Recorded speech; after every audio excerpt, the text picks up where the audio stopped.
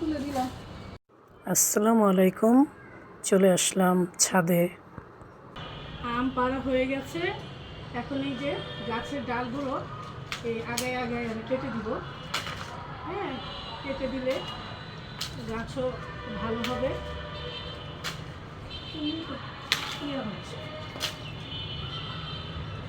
মোটামুটি আমি অনেকগুলো ডাল কেটে দিব আজকে, বৃষ্টির মধ্যে আবার হয়ে যাবে ইনশাল্লাহ।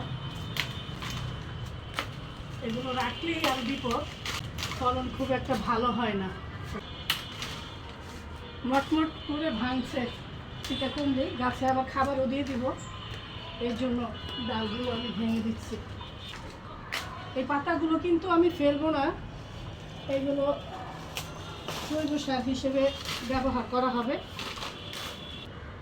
চেয়ার দিয়ে উঠে তারপর পাততে হবে, সিঁড়িটা আনা হয় নাই, সাইফুল নাই, চেয়ারে উঠে গেলাম, সাইফুল কখনো আসবে ঠিক নাই, তাই আমি কেটে দিচ্ছি। আর খুব সুন্দর মলমল করে গাছগুলো কাটা হয়ে যাচ্ছে। ঝিনুকও আমাকে হেল্প করছে। হ্যাঁ,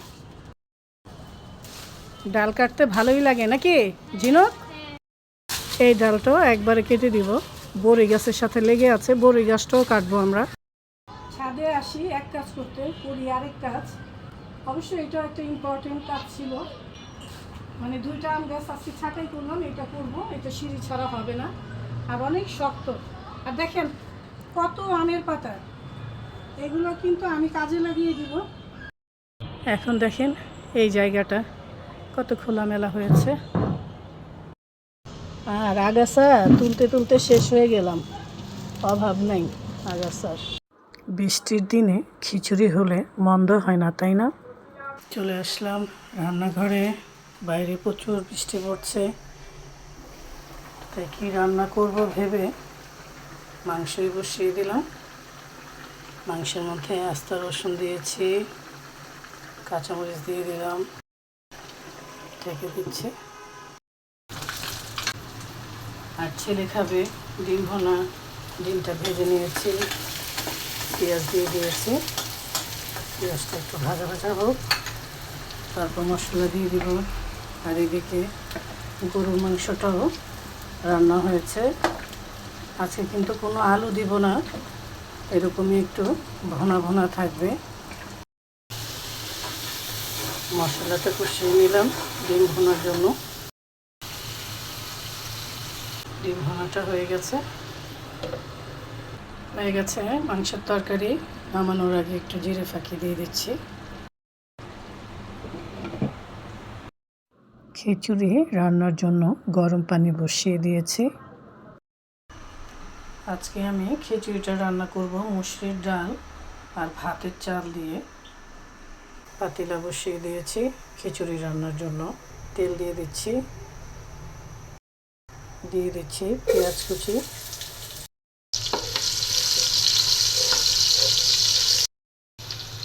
দিয়ে দিচ্ছি আদা রসুনের পেস্ট, কাঁচামরিচের ফাঁকি, হলুদ ফাঁকি, ধনিয়া ফাঁকি, লবণ দিয়ে দিচ্ছি, জিরে। মশলাটা তেলের সাথে কিছুক্ষণ ভাজা ভাজা করব। এখন দিয়ে দিচ্ছি চাল আর ডালটা, ভালো করে মিক্স করে নিচ্ছি। চাল আর ডালটা মশলার সাথে ভেজে নিলাম, একটু পানি দিয়ে দিচ্ছি।